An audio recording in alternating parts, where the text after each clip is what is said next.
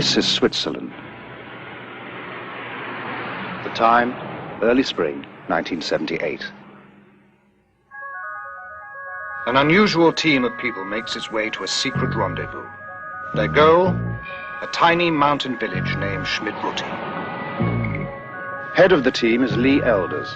Based in Phoenix, Arizona, he runs a company called Intercept that deals in industrial counter-espionage. Britt Elders, his wife and partner in Intercept, specializes in electronics. The third member of the team, also a partner and longtime associate, is Tom Welsh. They were brought here by Wendell Stevens, retired Air Force colonel and for over 20 years one of the world's leading UFO investigators. Their mission? To check out one of the most remarkable UFO cases ever reported. One that has been called alternately too good to be true, the hoax of the century, or the start of a new age for humankind. Steve, how long has this case been going on? Since 1975.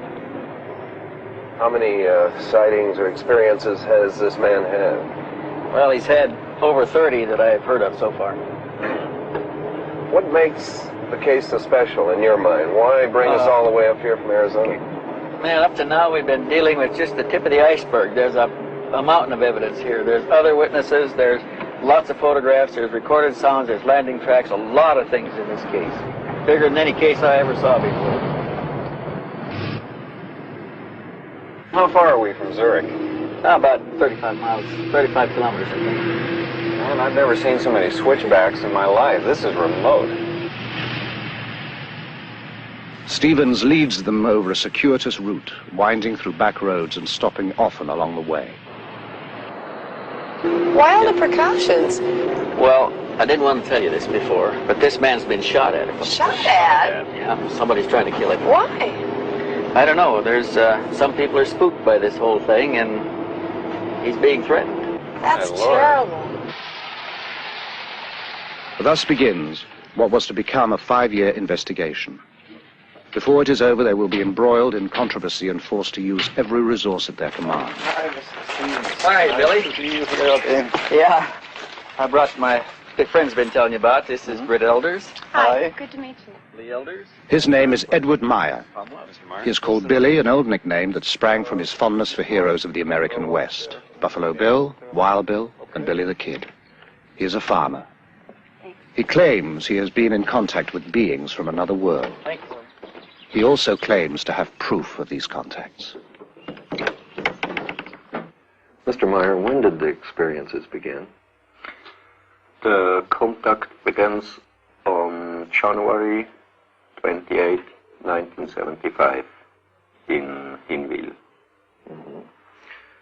How did it happen? What made you go outside into the forest? I got something like a very nice voice in my head.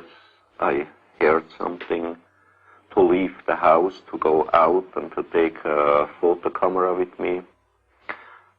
So I left my house, and then when I was far upside from the village, I heard a singing noise in the sky, and when I was looking up there, I have seen a disc.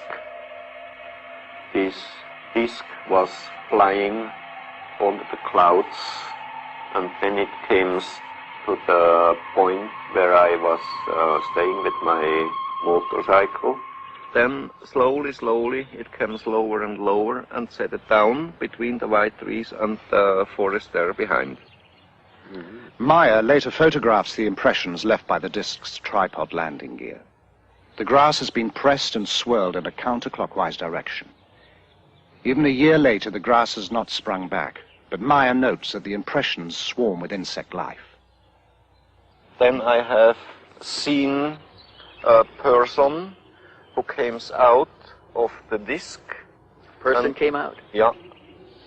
And when the person came out of the left side of the trees there, I have seen that it is a woman. Mr. Meyer, what did they look like? She looks like a human from this earth. Like you, like I, like human beings from this earth. You call us extraterrestrials, and you attribute to us superhuman powers. But we are like you. We too are still far removed from perfection and must evolve constantly, just like yourselves. After the first words, we turned and was going to this tree here. You walked over here? Yeah. How tall was she, Billy? It's about 1 meter and 70 centimeter. About like that? Show a little bit. About like my size. Ah. Yeah. Mm-hmm. And then she sits chest here, and I here. Sit down. Ah. And you sat here and talked to her? Yeah. Then we was talking here for about 1 hour or 1 hour and a quarter, something like that. Did she give you a name? What did you call her? Yeah, she told me her name is Semyase. Semyase. Yeah. Billy, what kind of feeling did you have sitting here under this tree with a woman who just landed in a spacecraft? I wasn't afraid about these things. I was afraid about the army only, because they have a station somewhere there behind the forest. But I wasn't afraid about the disc. Where do they come from, Mr. Meyer? They shall be coming from the star picture of the Pleiades. The Pleiades, a bright star cluster some 500 light-years from Earth. Although the cluster consists of hundreds of stars, 7 stand out clearly to the naked eye. The Greeks call them the nymphs of heaven. We call them the 7 sisters. What was going through your mind? What did you want to talk about? You see, my head was full of questions, but the most of the time she was telling me, and I hadn't many chances to ask her something. Several times we have tried to establish contact with Earth humans, but usually those selected were not willing. They were afraid others would consider them liars, or mad, or would try to destroy them. You see, the first she told me I shall get the most best pictures of UFOs, what's ever happened on Earth. And the second thing, I shall go out to tell the truth to the human on Earth, why they are coming to here, what reason they have, that they are coming to Earth not to harm us, not to make war, not to bring peace, just to bring a teaching. Why are they interested in us, a society thousands of years behind them in technological development? According to Maya, we share common ancestors. Their forefathers were our forefathers. We are, in a sense. This is the place, Bergerumlikon, where I took that picture. Show us how you took the picture, Billy. Oh. Maya takes the team to other contact sites and demonstrates how he operates his cameras. I have here a small wheel to turn the film, and I can get the picture. Where was the ship exactly when you took it that day? You see there is standing Wendell. Yes. It was about that place. Hovering above Wendell to some degree, right? Yeah. Uh-huh. You see, on this way I put on my camera. We're taking movies, right? With a film camera on a tripod, Maya can shoot stills with his 35mm camera at the same time. And then I can start to film. Here I got the movie, when was the ship hanging there up, and when it after was jumping by side. Jumped? Yes, jumped. It jumped away, nearly so fast than the speed of light. By jumping, Maya means the ship disappears and reappears. Each time I got electrical hit when the ship was jumping, and at later time they told me there shall be a very strong power field electrical power build, and from that out I always got the electrical hit. By electrical hit, Maya means an electric shock. He also noted a light shift at each event. Billy, how many sightings have you had here? On this place I had one... Maya takes the investigators to over a dozen sites, describing the craft, which he calls beam ships, and relating the information he says the Pleiadians gave him. Are there any other groups coming here, Billy? How they told me there are each year about 22, 23 different civilizations. They come to here to work here, study here, visit here. And other thing, there are, together with the Pleiadians, working here on Earth about 8 other groups, but they not belongs directly to the Pleiadian civilizations. But they work together with the Pleiadians. They work together with the Pleiadians. So there's an association of some kind between the Pleiadians and some others that are also... Yeah, exactly. Yeah. Well, how long have they been coming here? For the past 13,500 years about. 13,000? Yeah. And here we are on the place now where I got the movie picture. You see here, you see there the road, and on the middle of the distance to the road was the ship hanging in the air and bubbling in a very strong wind.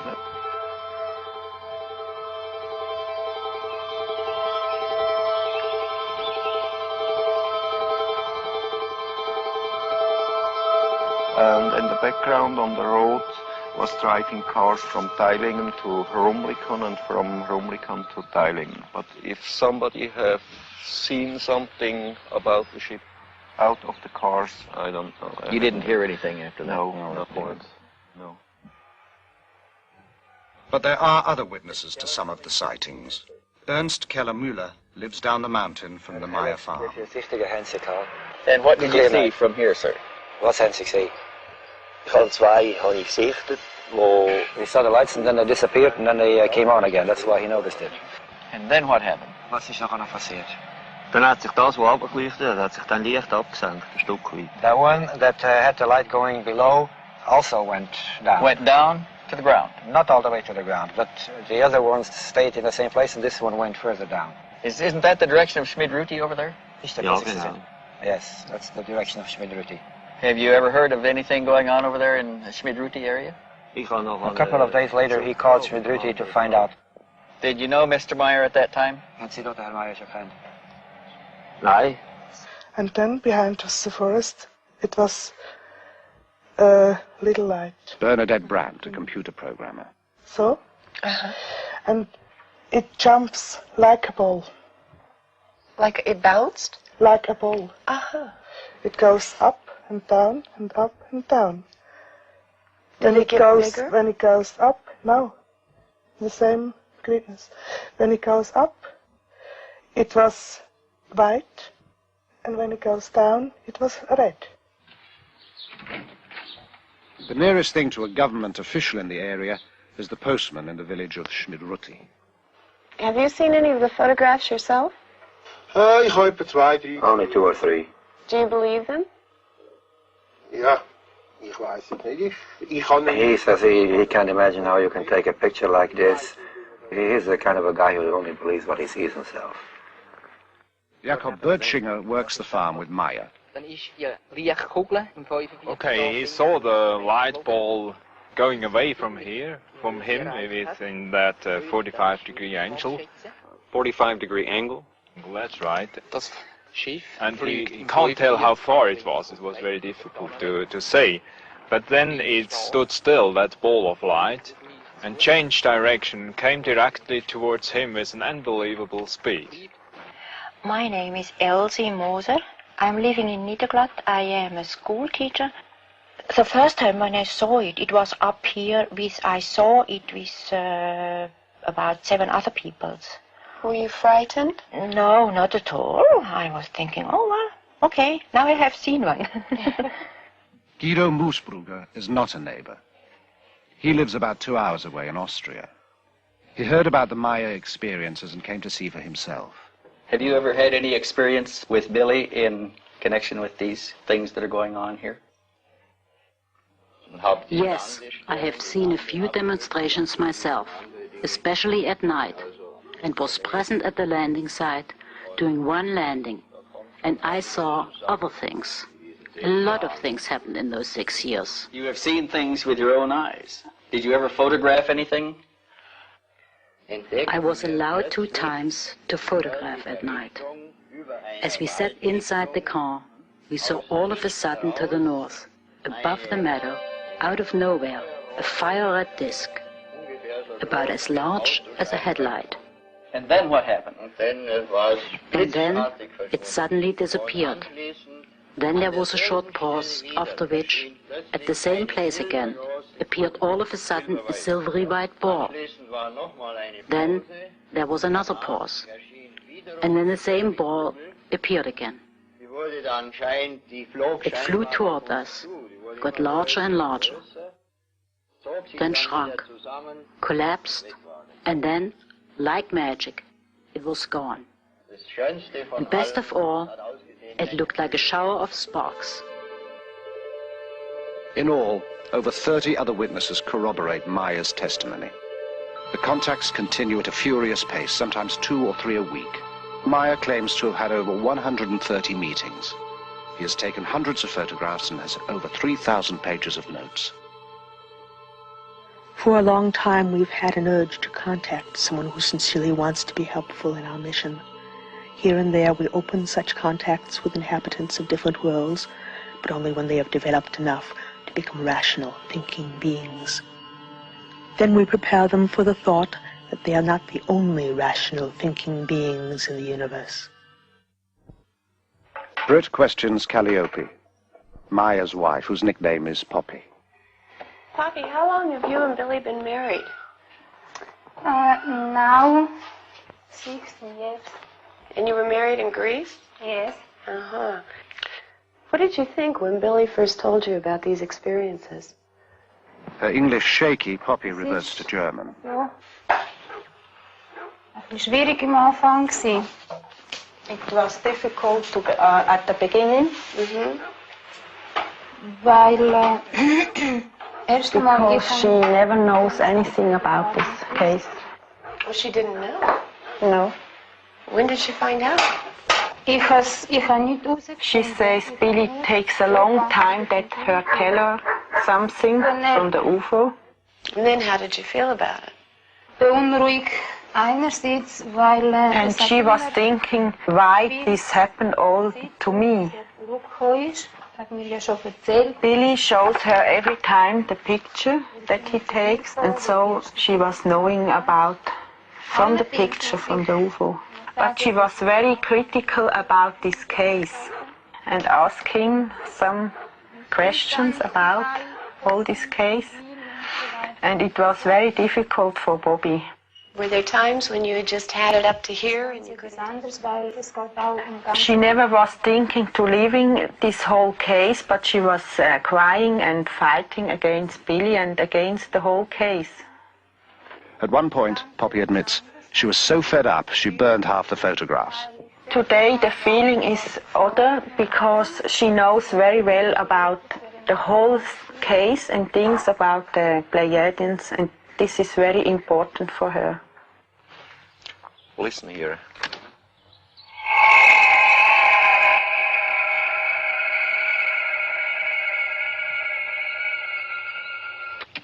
Wow. You recorded that here? My wife recorded this one here, and in the meantime, I've been there down very standingly with the other recorder. You had another recorder down Yes. there. How high was the ship above you? About 60 meters. 60 meters. How far would you estimate it is from here down there today? I think some 300 meters. The sounds bear no resemblance to anything Stevens has heard before. Maya gives him both tapes for analysis. Overwhelmed by the evidence they have gathered, the team meets to plan the next stage of the investigation. We're getting it all. We'll leave tonight? Okay, on Meyer. I think Meyer is a very sincere and honest type person. What do you think, Steve? Has anything changed since you were here? The man seems to be the same, but there's some things changing around him. He's better off. He's got more people around him. More things are happening, but he still is basically sincere. What about the psychological aspects to the man? Do you think it's possible that he's a little schizoid? I mean, it's difficult to tell if what he's saying the Pleiadians are telling him is actually coming from them or coming from him. How do you determine that? Well, we can never prove Too many that other people aspect involved. of the case. Others have seen the same thing. There's a terrific cross-section of people here. You've got a school teacher, you've got a commercial pilot, you've got a businessman, you've got a CPA. They're as good as any average cross-section of society we've got. And they all tested him themselves to their own satisfaction before they ever got this far. Well, I think we ought to go back and throw the book at this one. Everything we can, top technology we can get involved. I think we ought to let the chips fall where we may and just see what we find. We're going to run down and say goodbye to Meyer, and we'll tell him goodbye for you. Give him my best. Okay. I'll see you later.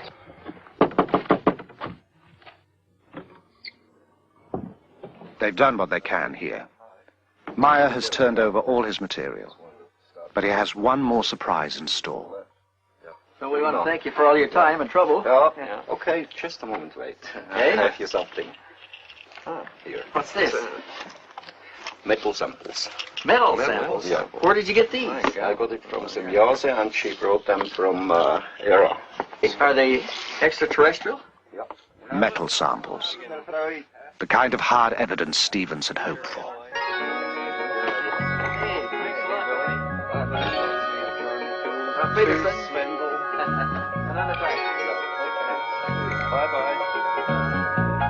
We got the Vogel tape in. Great.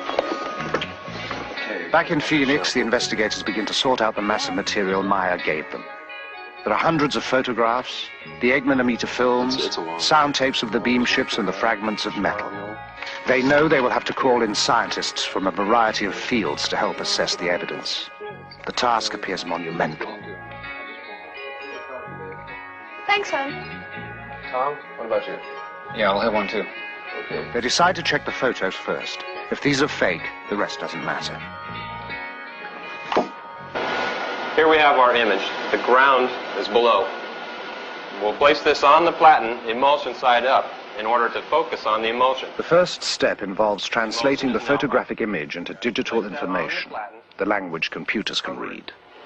We can start this machine from the point which it is at now and scan 500 lines, 500 points per line, at a very small aperture, and watch the result of this scan being placed, digital information, keep in mind, onto a display.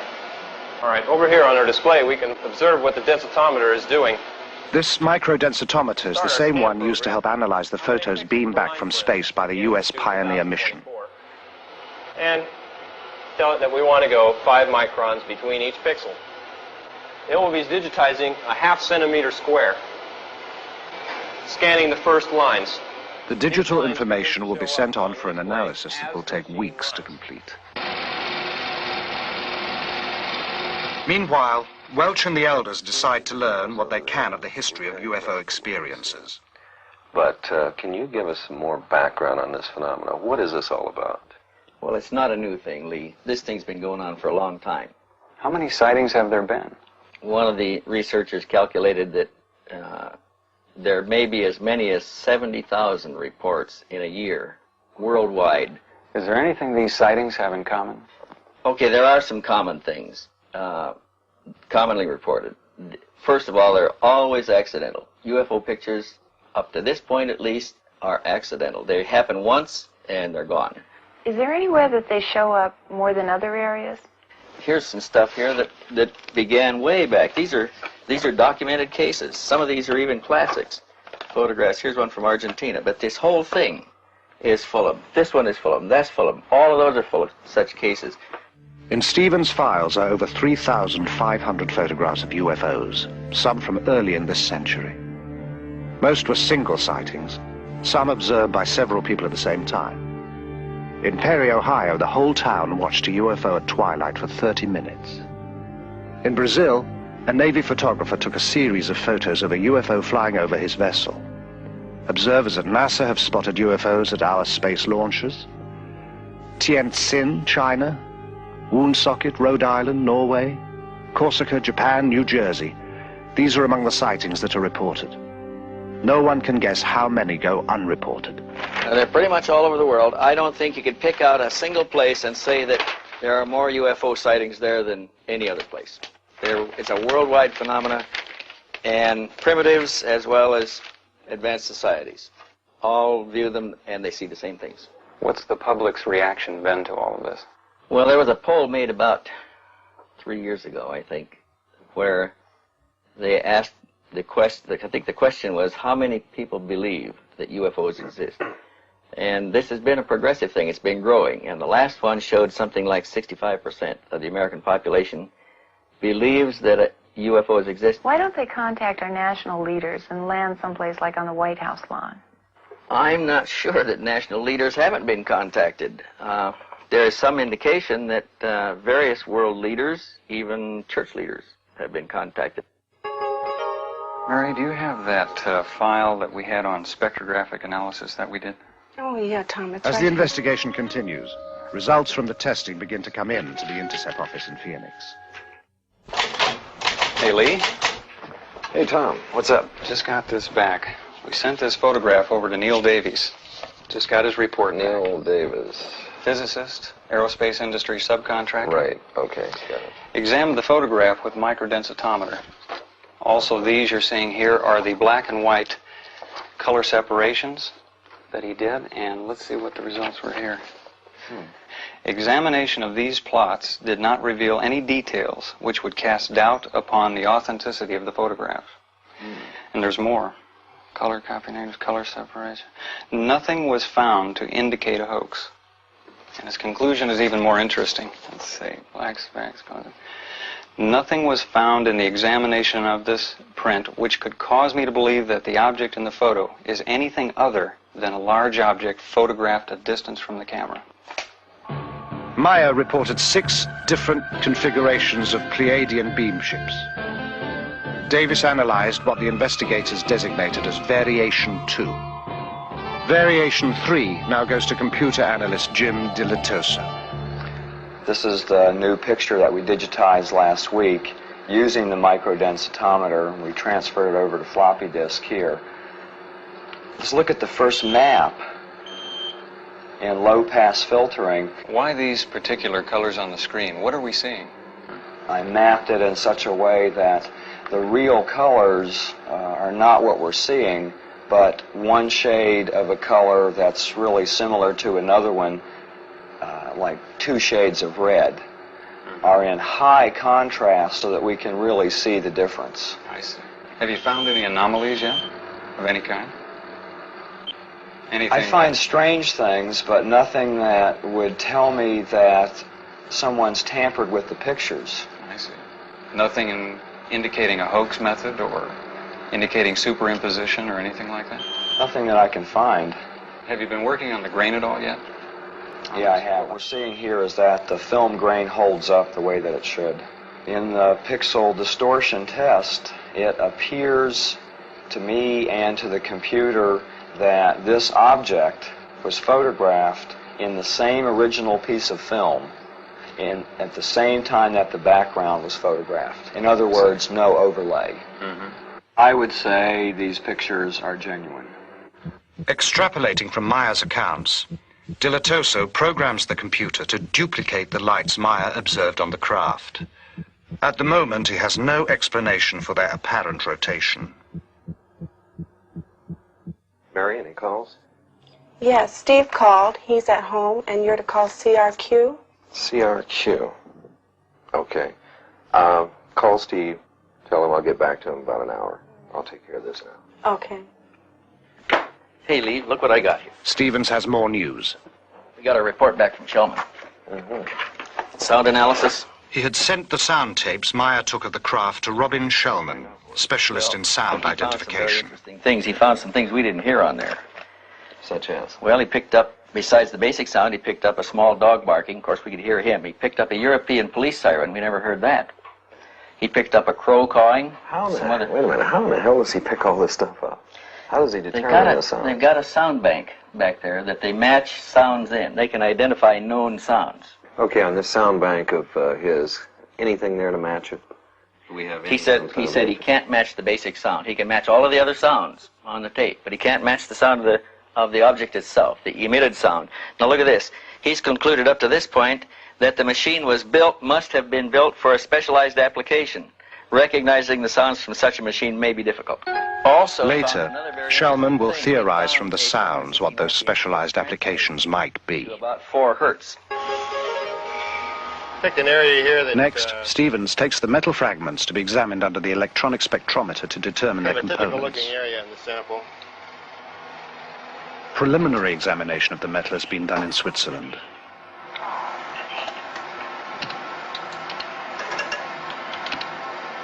And we've got these little marker bars here that we can line up on each peak as they come up. This one indicates we have silver there. Over here, let's see. We've got some copper, small amount of copper. It looks like about all that's in here at the moment. The big band here is silver, though. The big one is silver. Later analysis of other fragments also reveals small amounts of thulium, a rare earth element that is difficult and costly to extract here. This is one of the... Because of the unusual nature of the findings, the fragments are given to chemist Marcel Vogel, an expert in crystalline structures and inventor of many substances used in computer components. The first specimen I looked at is a metal specimen, which I classified as F1. This is the appearance that it looked at, rather golden colored on one side, silvery colored here. We find that in truth it is silver and a small amount of copper. We look at it here, this same area here, under polarized light. What is unusual of this small specimen is both highly crystalline nature, and suddenly we come to a metal section as we see here, and it showed a combination of metals that I've not encountered in any normal bit of metallurgy, both crystalline deposits and metal. Now, we, with any technology that I know of, could not achieve this on this Earth plane. I could not explain the type of material that I have and its discreteness by any known combination of materials. I could not put it together myself as a scientist. It's also a challenge because I showed it to one of my friends who was a metallurgist, and he shook his head. He said, I don't see how it can be put together. And we find that in this area there is evidence of machining, that there are striations which look like the sample has been worked mechanically. It doesn't look like anything that we've made here. At this moment, I would feel very much inclined to accept what was given to me as being true. Always security conscious, the investigators hold key discussions outdoors to prevent eavesdropping. As the work piles up, they meet to assess progress and problems. And that is, we've got a company back here and an intercept clientele, a pretty heavy clientele. What are they going to be thinking about these hard-nosed investigators running around chasing flying saucers? Tom, it's an investigation, and it's a good investigation. No matter whether you're doing a murder one investigation or industrial espionage, you still have the basic criteria that you follow, investigative procedures. And I think if we maintain those type of procedures, I think we can control the situation. There's one thing that we haven't thought about. Eventually somebody is going to come to us and say, have you ever tested these people? Have you ever tried to find out if they're lying? Have you used psychological stress evaluation? Have you used lie detection? Yep. Will Billy go for that? Oh, sure. I think Billy will go for it. He's been open with us all the way through. I don't think he'll stop at this point. Well, Steve, we've got another problem. We've put a lot of time and effort into this case already. We don't know when it's going to terminate. Well, I want you along. I want to do a real investigation on this, and I want real investigators. Well, what do you guys think? I think we should go for it. Okay, let's hope he's for real. Look, physicists say they're all hoaxes. I've been at this for 20 years. If this is a hoax, there are no real cases. The decision made, the team presses on. Computer analyst Jim Delatoso has some new findings to show Welsh. Let's go back and look at this picture again and get some information about the edges. I've discovered this interesting program for measuring the edges of things and comparing it to all the other edges in the pictures. Based on the relationship of those edges? The width of the edges and the properties in the edges. So we're stretching the data in the edges so we can count how many pixels wide it is. And it's very interesting what happens when you stretch them out, because it becomes very clear. Pixels, these little squares, like building blocks, and pretty easy to count.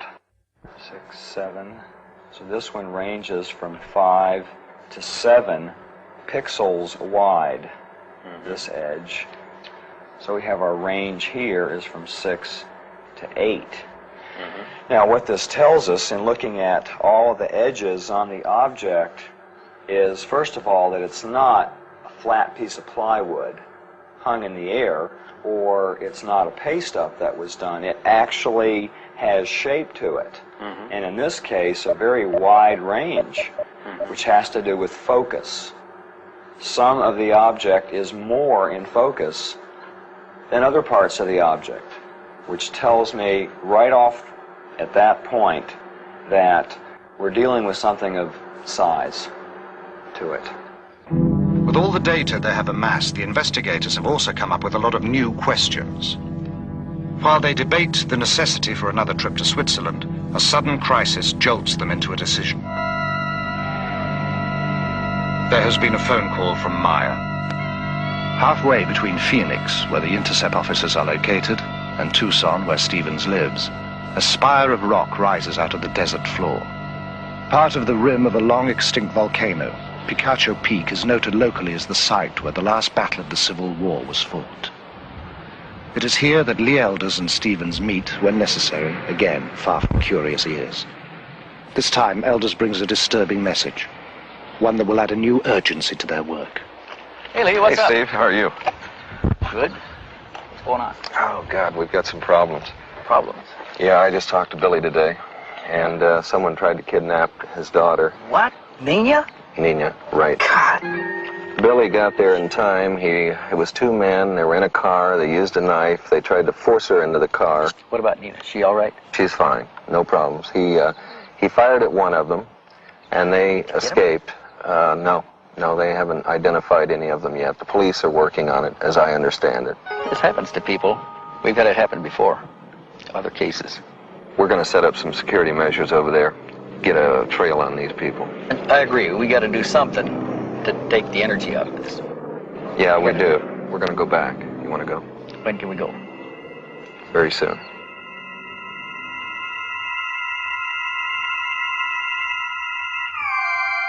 Hey, amigo, any phantoms up there? Clean up here, but I want to check for third wire. In Switzerland, the investigators start their security sweep with the phones. No infinities? Everything looks all right. I tell you what, we better run a TDR up the hill, though, see if anything's hanging on the line. What do you think about, what can we do with the people? We've got to do something. There's two things we've got to do with them. One is we've got to get them to change the patterns, primarily Billy. Change their movements, change their patterns. Second thing we've got to do is we'll have to indoctrinate them on security. Probably set up a night watch situation of some kind. Have enough weapons here where they carry weapon, flashlight, walkie-talkie? Carry the whole thing. Patrol the grounds at night.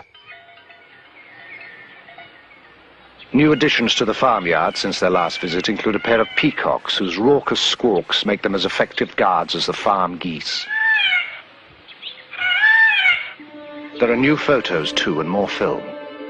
In some, the beam ship hovers by a tree. Maya says they use trees as a kind of magnetic ground. Two or more ships in the same shot are almost unheard of in UFO photos. Maya has dozens of such pictures.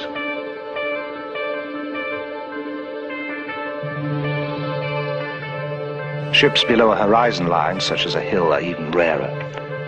In this photo, a Variation 2 ship controls a smaller unmanned drone ship, designated as Variation 5. In one demonstration, a Variation 3 ship exhibits a behavior Stevens has seen before. We have often reported a nipping flight. We also have a wobbling flight, where it wobbles around a vertical axis.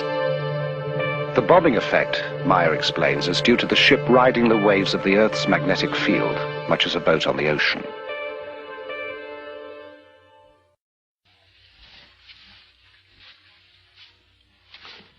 When Meyer is about to have a contact, he receives a cooling sensation on his forehead. The communication is telepathic. He prepares carefully. He is usually taken aboard the beam ships, but is unable to describe their interiors very well. There are no words, he says. Apparently, they are totally unfamiliar. The gun is a precaution, due to the threats on his life. The hat is a favorite, one he picked up on his travels in the Middle East. The tattoo he received during a brief stint as a sailor. He dresses well because he can be gone for hours and the weather in these mountains changes constantly. The walkie-talkie is a necessity because he is often left far from where he parked the bike and must call to be picked up.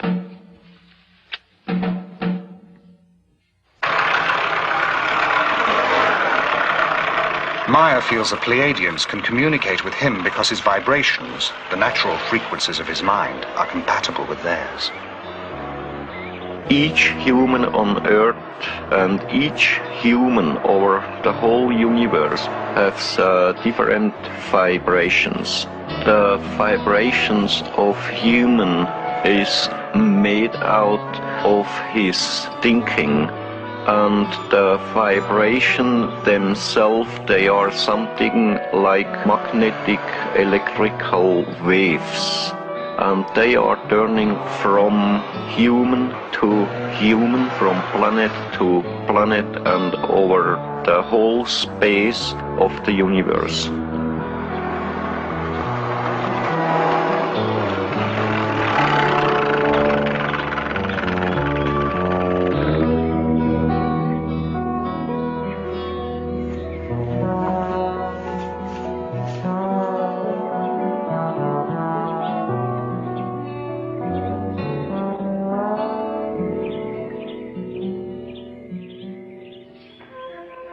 When entering your terrestrial state, we must make an adjustment in our vibrational patterns. It is similar to you adjusting the fine-tuning on your communications devices. In our case, it allows for the clear perception necessary for an exchange to take place. You see, this around this area where I took several rolls of films. And this picture here, I took over there. What size is that ship, Billy? They told me it's 7 meters. One of the most frequent spots for the contacts is Obersadeleg, a wide valley just 10 minutes from the farm at Schmidruti. Here, Meyer took one of his most spectacular series of photographs. Between both roads. And you can see here these lighted trees here. That's there up.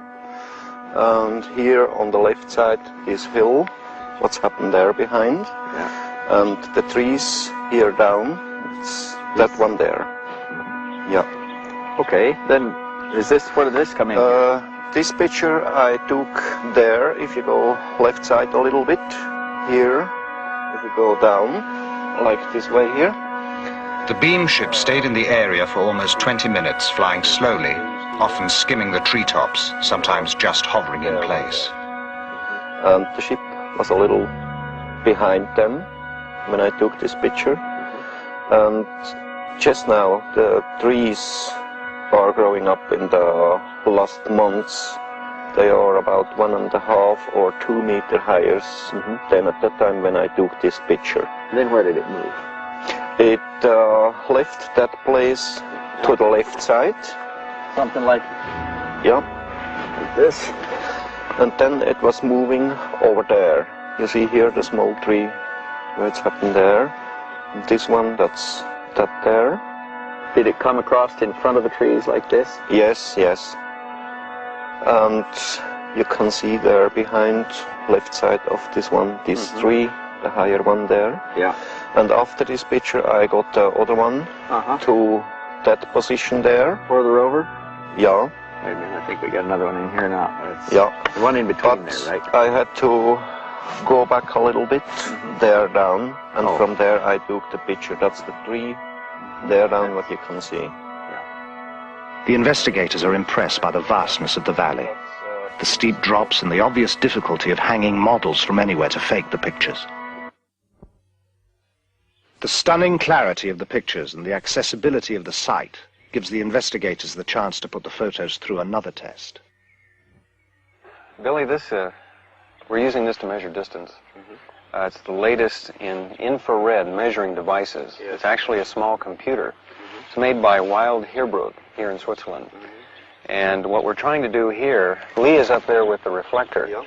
And what this will do is send infrared light out and reflect out of that reflector back here. And this will rapidly tell us the distance and will also tell us how much higher or lower he is. That's about where you're standing, right there. That's right, the place, yes. Okay, we'll go to on systems. Yes, we've got 1,262 feet, 0.85. The precise measurements and photos are fed into the computer. The edges of known objects, such as the trees and the hills, are translated into pixels. Since these measurements are known, the number of pixels in the edge of the unknown object, the craft, gives its distance.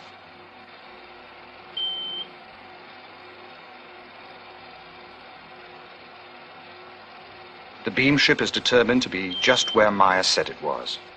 Simple triangulation then gives its size, 7 meters, or about 21 feet in diameter. Billy, how many sightings? By now, the investigators have made over a dozen trips to Switzerland. The case takes up more and more of their time and taxes their ingenuity. Each test leads to another, and every result is double and triple checked. To test the possibility that the Maya photographs were made using small-scale models suspended by transparent monofilament, the investigators bring with them a detailed model of a beam ship they identify as Variation 2. While Welsh flies the model on a hilltop above the farmhouse, Maya and Stephen snap several rolls of film. The camera Maya is using is the same one with which he took all the other pictures. The results are impressive. To the naked eye, some of the photos appear genuine.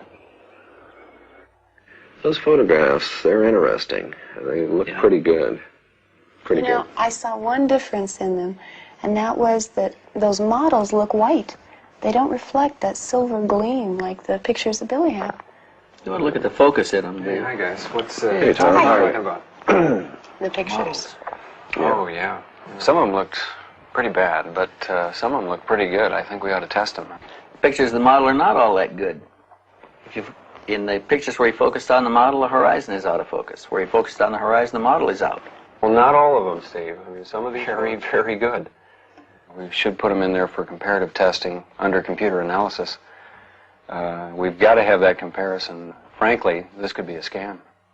So when we look at models, there's a variety of things that are different than when we look at photographs of these objects. Load in some colors first. That object right there is solid. It's one solid color. There's very little contour in it compared to other objects that are in the photograph, like the trees and things that we have color mapped in the background to be high contrast colors. And I've blown them up so we can look at the edges as pixels. So we're going from the brown object to the horizon. It takes 2 pixels. I mean, you can count it with your finger. You don't even need a computer. Why is that important? What does it mean? There's no contour to the object. Remember when we looked at the other photographs that were taken by Meyer, the width of the edges ranged from 4 to 9. Point of the story. This is a small model. It's easy to tell small models. Well, we tested that fighter sequence, and that came out pretty good. We didn't find any strings in there. And when we got through blowing it up in the computer, we had the outline of the Mirage fighter, everything. The incident occurred at Schmarbühl. Meyer claims the jet made 22 passes at the beam ship. Computer analysis using the information from a known object, the Mirage fighter, shows again that the beam ship is the size and distance Meyer claims. What'd you find out from the base? You had some investigation going in that They're pretty area. tight here on military security, but they won't let us talk to the pilot. We did find somebody who claimed that he found a mechanic who worked in that squadron at that time, and there was an exercise going on, and an airplane did come back with the electrical system melted out. The fire control system had to change a lot of black boxes, get it operational again. What about Meyer? What are we going to do with him? I think we ought to put it to him, you know. Let's go for the man, find out he's telling the truth, and put the full court press on him.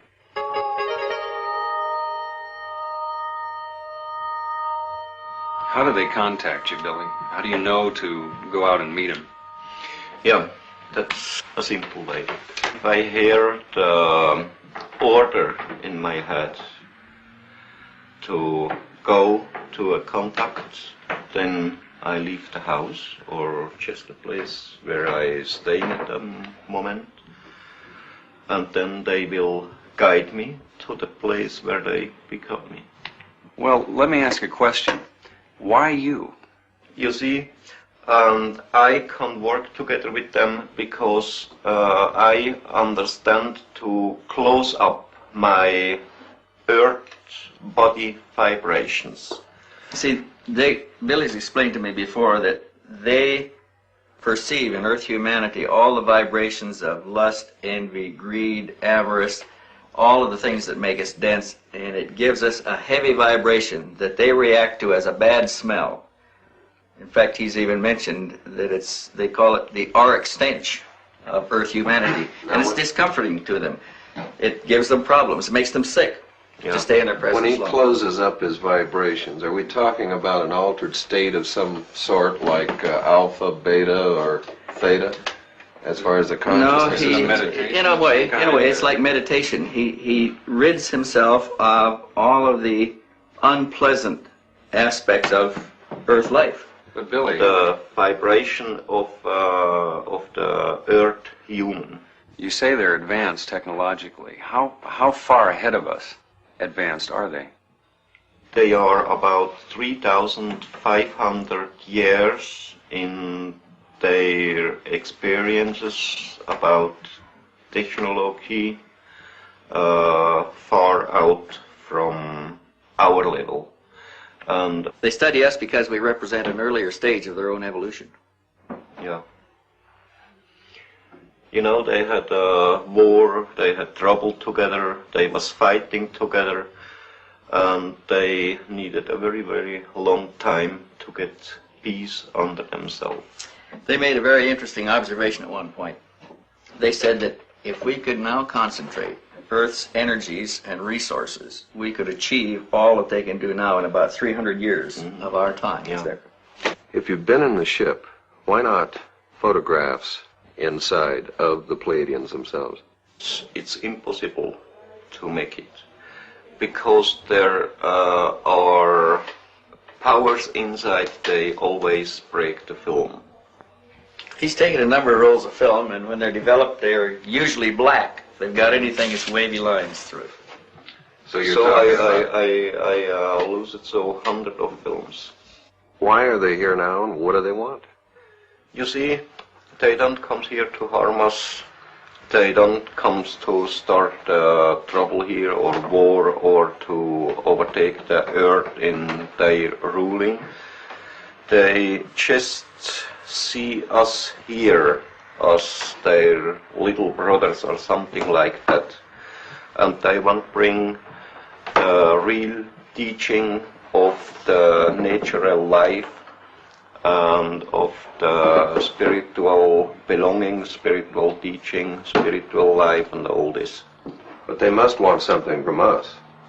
They just want nothing. Nothing. You see, for the human on earth, it's impossible to believe this, but that's really the truth. They just want nothing from the humans on earth. The session goes on for hours. To every question, Maya has an answer. The investigators are unable to shake him or to find flaws in his story. In Phoenix, Dilatoso comes up with a startling new discovery. We're getting into a really interesting area in these pictures. We don't really have to test every picture anymore to see if it's a real picture or not. We can't find anything that tells us it's a hoax, so let's start looking for things that are interesting from picture to picture. Look at the color here. It seems to contour to the shape of the craft. Have you seen this in a lot of the other photographs? In the Meyer case. Look at the bottom here. On what's down here, it stops right in the horizon. With the coincidence of it follows this line in the craft, and it follows that line in the craft, and it follows parallel right underneath the bottom there, and we find it in half of the other pictures, I think it means something. You think it's something that we're not seeing in the photograph with our eyes? We get some kind of an aura, whether it's infrared, thermal energy, as yet I don't know. I think that craft is putting out a force field. The team had shown the Maya material to a variety of experts in an attempt to learn if any of it could be duplicated. They estimated it would require expertise in at least a dozen different fields, including metallurgy, astronomy, ancient history, and psychology. The panel concluded it would take over 10,000 man-hours and cost in excess of $1 million to duplicate the evidence Maya has. At that, the computer could still spot any fabrication. When we bought this center here, it was a picture like at the World War II end, and when we bought it, nobody of us had any money. We was working practically day and night for several years, many times 22, 23 hours a day. And so we built up everything here up on the land, and so it grows slowly, but it's all real, our handwork.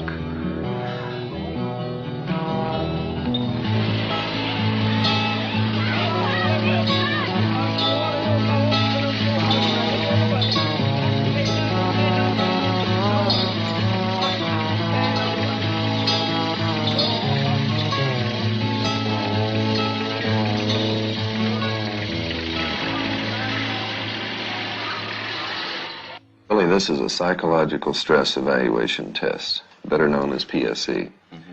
What we're going to do is ask you some questions. You'll answer yes or no. We will tape these questions. The tape will go back to the United States. At that time, we'll test it through a computer to measure your micro tremors in your voice. It's like a lie detector test. Yeah. Would you agree to doing this? Go on, start it. Okay, first question. Is your name Edward Meyer? Yes. Could you speak a little louder, please? Are you wearing a shirt? Yes. Do you live in Switzerland? Yes. Have you taken photographs of Pleiadian spacecraft? Yes. Do you ride your moped? Yes. Do you receive your mail at Schmidt-Rudy? Yes. Did you fake the photographs taken at Ober-Sadeleg with a model suspended, No. Wait till the answer, or wait till the question is finished, suspended by a string? No. Let's do that one more time, okay? Wait till I finish. Do you live in Switzerland? Yes. The tape is taken back to be analyzed by Bob Phelan, a former criminal investigator with the Sheriff's Department of Colorado and a specialist in lie detection. Was also a yes answer. Number 3, do you live in Switzerland? Yes, he lives in Switzerland. There's enough stress here to indicate that probably isn't where he prefers to live, or he's lived someplace else. Question 4 was the first relevant question you asked him. Is, have you taken the photographs of spacecraft? His answer was yes. He's being extremely forceful, though not deceptive. my opinion on that particular question is that he's being as truthful as possible. Number 7 was the second relevant question you asked him, and he answered right on top of the question. And the person asking the question had asked him to answer the question again, and then he asked the question again. The stress levels between the two diminished the second time that the question was asked, which is not indicative of deception, because stress builds in a deceptive pattern. It doesn't diminish. If it was a deceptive answer, the stress would then increase, not decrease. Now, something was extremely interesting to me was the 8th question you asked him on, do you drink coffee? And for some reason, he's more stressful on the statement about coffee than he is about the picture of the spacecraft. Yeah, that makes sense. Because about 3 days before we tested Meyer, he promised his wife he'd stop drinking coffee, but we noticed he'd been sneaking a few occasionally. Okay, that could probably be the account for it then. Phelan reviews the tape several times. He can find no evidence of deception in the statements about Meyer's experiences. Much of Meyer's film has been lost or stolen, but the remaining sequences are, as promised, the most astonishing ever released. In one demonstration, the beam ship flies around a tree, which can be seen to sway in the backwash.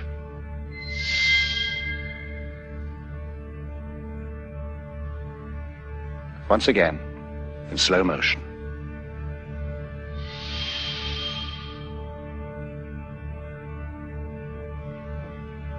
Even slower.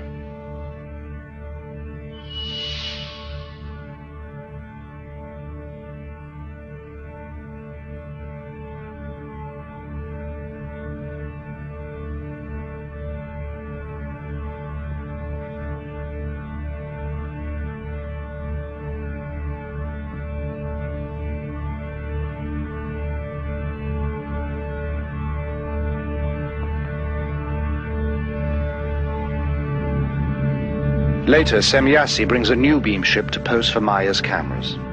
The variation quite unlike anything he has seen before.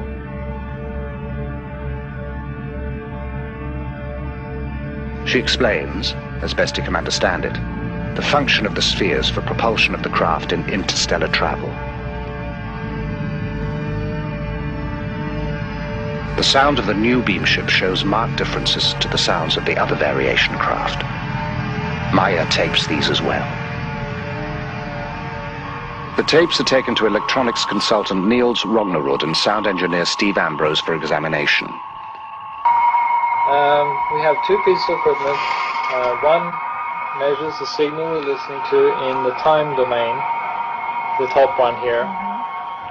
And the bottom one is measuring the frequency components of the signal. Yeah, what does this mean when they're all together like that? What you have is you have many tones happening at the same time. And right now they're aligned. Now they're disaligning. They're out of alignment. They're very much out of alignment. Now they're starting to centralize on one. It's not as though maybe before you had 10 different frequencies at random, and then all of a sudden 9 dropped out and you only had 1 left. What's happening is the 10 different frequencies are converging on one central frequency, which is, I find, very interesting. This is probably one of the most interesting things about the tape is that there are... What's this right now? Very, very many tones. Yeah. And they're all changing very fast. For a moment there, we were looking in and we had 3 evenly spaced frequencies. See it there again? Yeah, you got them again. Yeah. Niels, would it be possible to recreate this sound? To be honest with you, I personally don't think so. There are not synthesizers on the market that have oscillators that change that randomly. Even if you got 9 or 10 of them going, they wouldn't change from those peaks that quickly. So a significant thing is this rate of change. Well, and besides, if you were going to create a noise for a spaceship, you'd be hard put to come up with something as original as this. There's another alignment there. Okay, Lee, what we can do here is... Intrigued by the findings, Lee Elders takes the tape to Robin Shellman, who has studied the sounds of the earlier craft. We're showing this throbbing, modulating beat that we hear on the tape. This beat, or modulation, occurs at these frequency peaks. Each one of these peaks is a discrete frequency. If you wanted to give a visual display, let's say we're talking a motor. Could be a motor, a shaft of a motor with 4 magnetic poles or coils around this shaft. The curious thing about this, it changes from 4 to 5, 6, 7, all the way up to a number that is difficult to discern. At a certain point, you're going to generate a certain amount of magnetism. And then later on, you want a stronger field, well, you're going to select 8 fields. All right, now you're going to hear 8 pulses on the tape. And then later on, you want a stronger field, you can select 16, 32. Is there anything unusual about this? I would think it's highly unusual. I don't really see any application for it, with the exception of, like I say, either generating a magnetic wave of some sort for laboratory purposes or maybe in this case, propulsion. Without ever having seen a picture of the new beam ship, Shellman has drawn a representation of the spheres and offered an explanation of their function. The tapes hold still another surprise. Also, another interesting point to note here is we have a steady, there seems to be a steady pattern all throughout all of this random signal. It seems to be level change very steadily in around 5 to 10 cycles per second, which happens to be in the area of the natural magnetic resonance of Earth, also called the Schumann resonance. Is that significant in any way? It could be. It's just interesting to note the correlation there. The peculiar correlation is something strange. I mean, why would the correlation be there? Yeah. You can see it on the oscilloscope. Meyer says the beam ships can ride the magnetic field of the Earth. Rognerud's findings seem to bear this out. Going back to computer models of previous beam ships, simulation of the revolving lights reveals a kind of pulsing that matches the varying frequencies. Analyst Jim Dilatoso is convinced that the sound and light frequencies are related.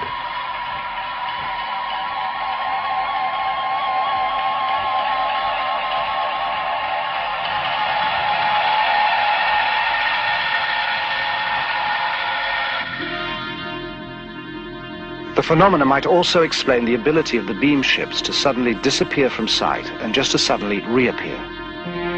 In this 8mm film, the beam ship at the top of the frame disappears and appears again almost simultaneously, just above the slope of the hill. When it's examined, the beam ship disappears and appears in the same frame, which means that less than 1/18 of a second has elapsed.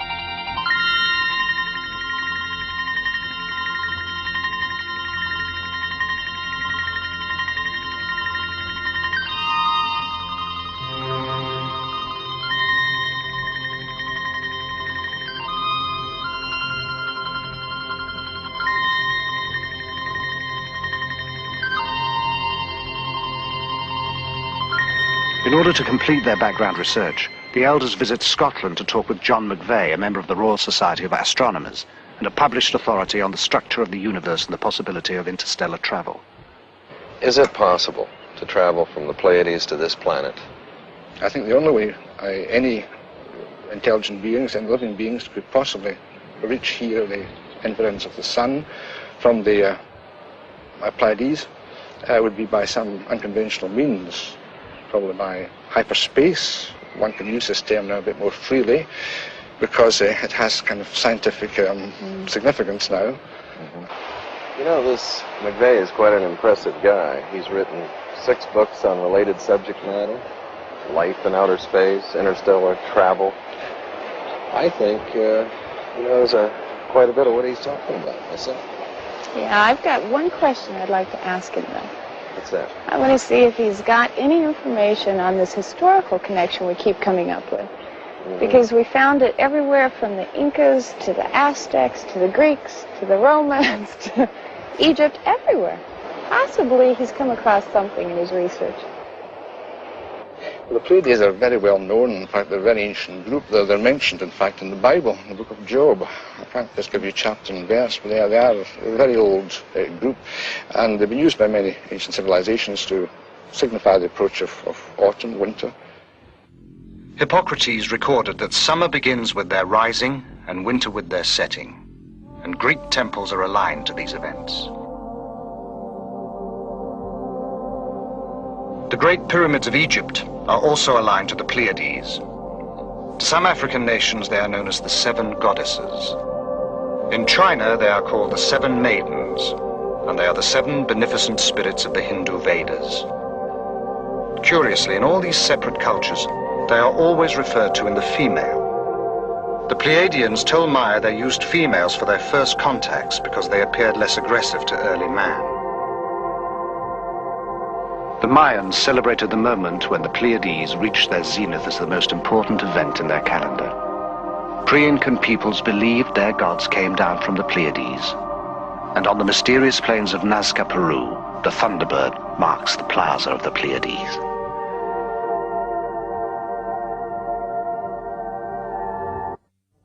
In other cultures, the cluster is regarded as the place of God's house, the center of heaven. The lore of American Indian tribes is full of the Pleiades, which, according to some, stand at the gates of heaven. Historian John M. Hula, a Kiowa Indian, relates one story that survives to this day. It is tied to Devil's Tower in Wyoming. This mountain here, Kiowas lived in this area, and we call it the Old Tie. Kiowas camped through here, winter camp. And these children were playing. And they were running along this ledge over here. A giant bear came out of the woods and chased these children. The seven children, seven sisters, we call them. And they came to this one ledge here. And the children got on top of it. This ledge began to grow. It grew out of the ground. As the mountain grew, the bear's claws were scratched in the mountain. And that's what we see today is the grooves up there. And from there, the seven sisters went on up into the sky. And they're up there today.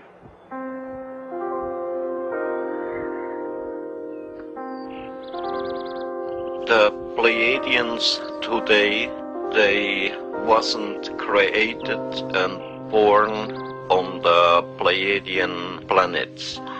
They came out of the planets of the system Lyra and Vega. But too, they was not created there because their forebears came from some other planets and other galaxy somewhere into space. Those space travelers who were the ancestors of Earth races came from star systems differing from yours in many respects.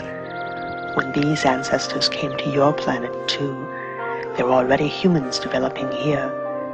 Since in the universe there exist many different colored peoples, races developed here that were able to adapt to the conditions in different parts of Earth. We can see also we not are the baddest races in the universe. How many sects go to tell and to say that the most bad thing what's happened over all the universe shall be the human being on Earth. It isn't true. There is trouble here and there is trouble somewhere else into the space on other planets too.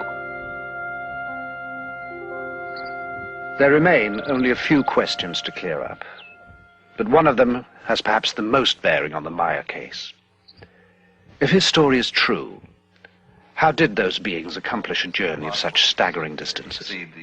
The investigators put the question to Alan Holt, an astrophysicist who works with the US space program, and David Froning, a specialist in spacecraft design for that program.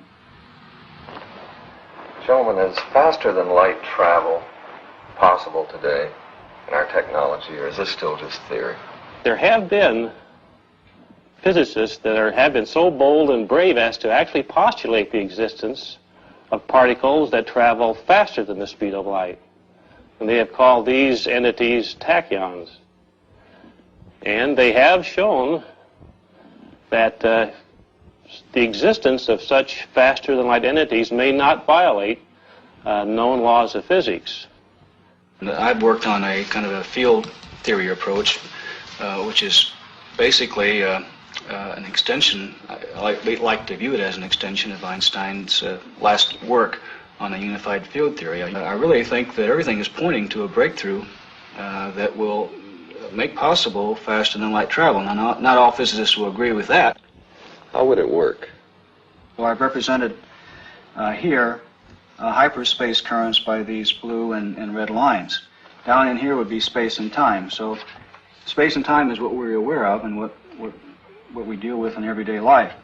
But there could exist a higher dimensional space, a hyperspace, that we can interact with by certain configurations of electromagnetic energy patterns. So the concept here would be you start out with a certain pattern. Generally, you're tied in with the Earth's gravitational field and its hyperspace currents, but there's a low connection with perhaps a distant star. As you change the pattern, the connection with the Earth's gravitational field and its hyperspace currents decreases, and the connection with the distant star's pattern increases. And so, in effect, you're being pushed away from the Earth's gravitational field and pulled in to a gravitational field of a distant star. I had some artists do some work here showing a spacecraft leaving our solar system and going out of space and time. This red line represents the division between space and time and hyperspace. And the spacecraft, based on the propulsion concept I proposed, would use a field resonance effect to effectively jump into hyperspace, disappearing from space and time in our solar system, and then reappearing at a distant star. Mr. Froning, you showed me a diagram that you had worked up that's very similar to this, that describes a hyperspace leap in some fashion also. It's remarkable how similar they are. What I've tried to symbolize by this diagram is, first of all, the familiar space-time plane of existence shown here in blue of our physical world. At the journey's start, some distance is traveled and some time taken getting out of the solar system is shown by the curved line at the left. Then a hyperspace jump covers most of the distance with almost no lapse of time.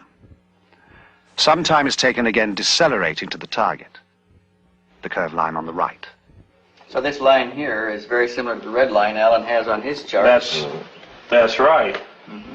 That's right. This line he shows here, the jump I show here. Yeah. What shape would such ships have to be to make such a trip? I initially came up with this design, with a central circular symmetrical shape. This top figure shows a field resonance system in its space-time jump mode, where it initially rises up to a certain point, and as it rises up, as the pattern gets closer to the resonance point, the colors can change, showing a higher energy flow. And you do get an effect in this concept that is very similar to what is observed in some UFO sightings. Okay. Dave, concerning the Pleiades, they're about 500 light years away from our planet. What would you estimate the time in this form of travel? So we're talking about on the order of 8-hour transit times between the Earth and the system such as the Pleiades star cluster. Mm-hmm. Wow. According to Maya, the Pleiadians make the trip in something over 7 hours. Maya also says that the Pleiadian beam ship's use of the magnetic field of the Earth is something our scientists are close to being able to accomplish as well.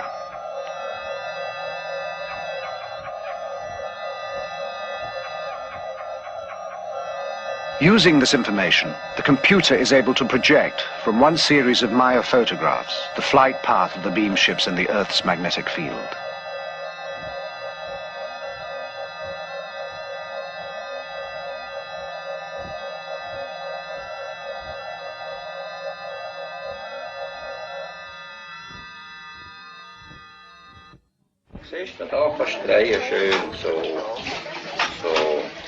While the contacts continue, life on the farm proceeds at an even more hectic pace.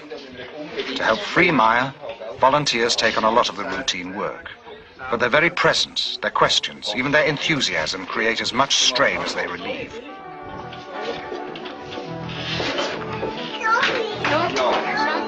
The last 20 or 30 years there was many people who have seen UFOs. There are many people around the world who likes sensation only. Other one who are doing hoax to get money, maybe to get a name. But there are really many contacts and many people who have seen UFOs. Between his work for the Pleiadians and the demand for his attention on the farm, Maya finds little respite. For moments of precious solitude, he retreats to the land he knows. Above everything stands one force alone. We call it the creation. It regulates the laws over all, the life and death of everything in the universe, because it is everything in the universe. Real spirituality comes from the understanding of the laws of nature, the natural working of cause and effect, each contributing to and sharing with all. When you indulge in ritual and ceremony, real spirit pines away until it is gone. A spiritually developed being acknowledges creation in all things, from the largest to the smallest. Following this way, fears and doubts vanish like rain before the sun. The story is by now a sensation in the European press. Every major magazine features Maya and his photos. Television coverage from as far away as Japan spreads the message to a public hungry for even more information. The quiet farm is suddenly a mecca, inundated with visitors eager to meet Maya, see the photos, hear his experiences firsthand. Agapula, come exo. Ottamo in exo, mi laime optis.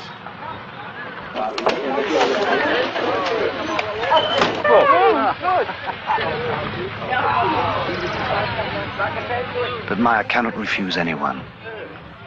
It is the promise he made to Semyasi.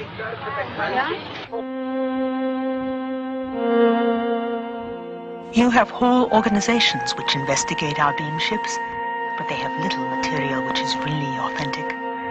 However, the authorities already know much about our existence, but they continue to deny the fact of our existence, or even the fact of their research. They want only to rule the cosmos, but they are not even able to create on Earth peace among themselves.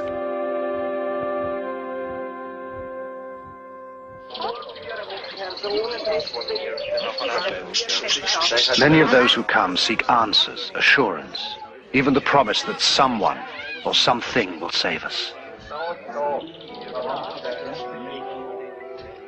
If we want peace and knowledge and love and everything here on earth, we have to change everything by ourselves as human beings from this earth.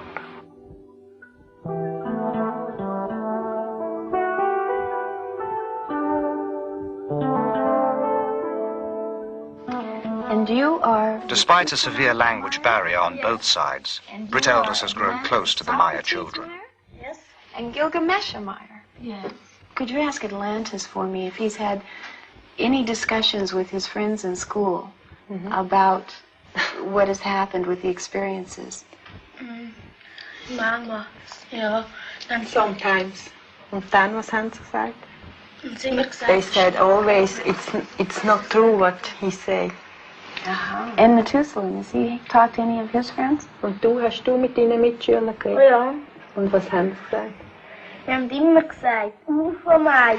He said they make jokes with him and said to him, UFO Maya like this. And then they have to go to the teacher, and the teacher said to the other people, why you say UFO Maya to Methuselah? And so they are quiet now. Would you ask them for me if they wished that their father had never had these experiences? Atlantis say on one side yes, and the other side no. Why the one side yes? Want die UFO's... If Billy don't have seen this UFO, people don't come to us, and not so much fun for him. Not so much fun for him. It is especially hard on the children. With the publicity, security measures have tightened up. The children are taken to and from school, and their activities around the farm restricted. Most vestiges of a normal life have disappeared. But when a threat does appear, it is not from assassins or kidnappers, but a wholly unexpected source. One night, the household is awakened by a brilliant light that bathes the whole area in an eerie glow. Maya, disturbed because he has had no telepathic indications, grabs his gun and his camera. The light changes shape and intensity. It moves out over the valley, illuminating the valley floor, rising and falling until dawn, and disappears.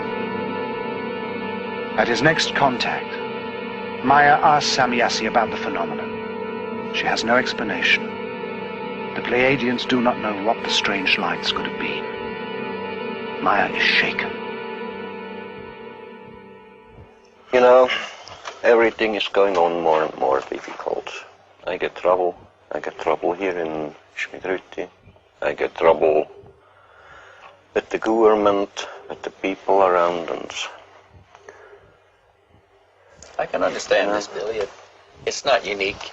Anybody that has an experience runs into problems. But the experience is unique. You've got to keep going here. That's true. But, you know, there come some people here from the morning to the evening. Too many of them. All of them want to talk with me. I get trouble with them because I say no. There is some other people who likes to kill me, who likes to kidnap the children. I know it's got to be very hard on you, Billy, but we've got to go on. Yeah, that's to say very easy for you, now, but not for me. I put a lot of time in this. We've taken your pictures back, we've tested them, we've tested the metal, we've tested the sounds. They all test good. You've got the best evidence that we have in any case, and I've been at this for 20 years. Yeah. And we can't stop. And what you find it out, all of it? Is it not true, or is it... Well, we're finding evidence that tends to support the case. It looks like it's really happening. Now, you have your own truth, and you know what's happening, but we've got to demonstrate this to ourselves. Please give it some serious thought. I need you. Yeah, that's true, but just now I don't know what I shall do, you know. I'm down. My nerves are playing crazy. My mind slowly is turning over. I have to think over about it. Please give it some serious thought, Billy. We can't stop now. We don't have any other way to go. But I think the world needs to know. I think you feel the world needs to know, but you just don't want to be the one. Somebody has to be. I know, but I have to think over about it. I don't know. Just now, I don't know.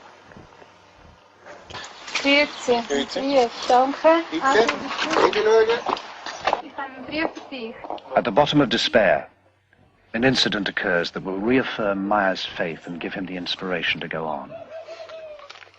Stevens forwards a letter he received from a woman who had been seeing her daughter off at the Zurich airport.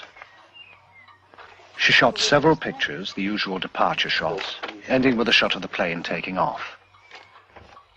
When it was developed, an object she had not noticed in the viewfinder of the camera had been captured on film. From the configuration, Maya recognizes it as one of the Pleiadian beam ships.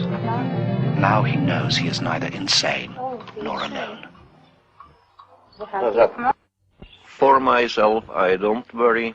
I know the people over all the world calls me sometimes foolish, but too there is some other people who is thinking a little bit, there is other people who is thinking much, and then I don't worry if some of them calls me foolish or mad. Then I think it's very necessary to fulfill my mission, and I don't care about my health, I don't care about my life. If I have to lose my health or my life in fulfilling of my mission, then I have it to do.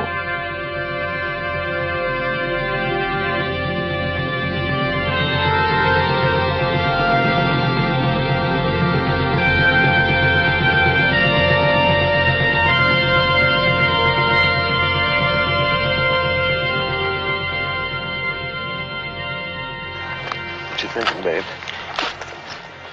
Oh, I was just trying to figure out how many times we've been here between the four of us. We've been here a total of almost 20 trips.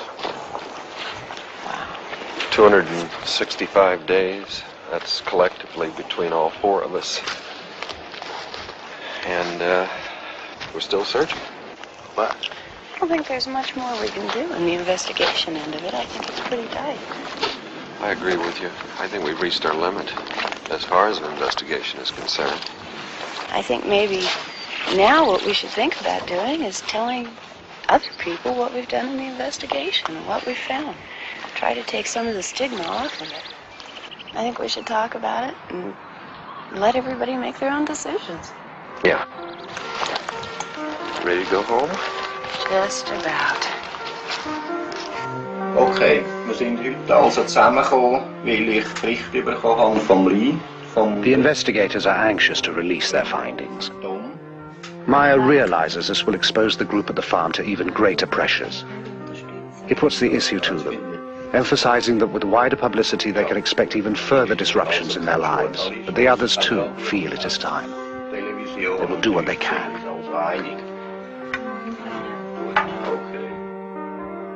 Why here? Why in this tiny, quiet, ordered country known till now for clocks and cheese? A banking center, aggressively neutral, a winter and summer resort. Nothing about Switzerland seems to indicate the choice. Except Maya is here. Pleiadians told me if I like, I can go with them to the Pleiadi, to stay there, to spend my life there. But the Earth, it's a very lovely and nice planet, and the humans here on Earth, they are not better and not better than on another planet. My hopes and my dreams, they are very simple. To bring love and peace and the fulfilling of all the natural and creation laws over all the world. Thank you for all your help and cooperation. Don't mention about all that. Thanks for working with us. If we've given you a bad time, we apologize, but that's strictly been for the sake of the investigation, okay? I hope you'll go on to work everything. We're going to look into it good. Yeah. We'll let you know. Well, we'll see you later. Bye bye, Britt. Good journey. Bye bye, Tom. See you Good again. flight. So, Cheers. Billy. Mental. Yeah. Bye bye. Kelly, it's been a pleasure. Bye bye. Wait just a moment. They still comes. They are working here together with us. They don't leave so early. They will stay here for the next couple of years. So, they are among us now, watching, perhaps waiting for us to join them.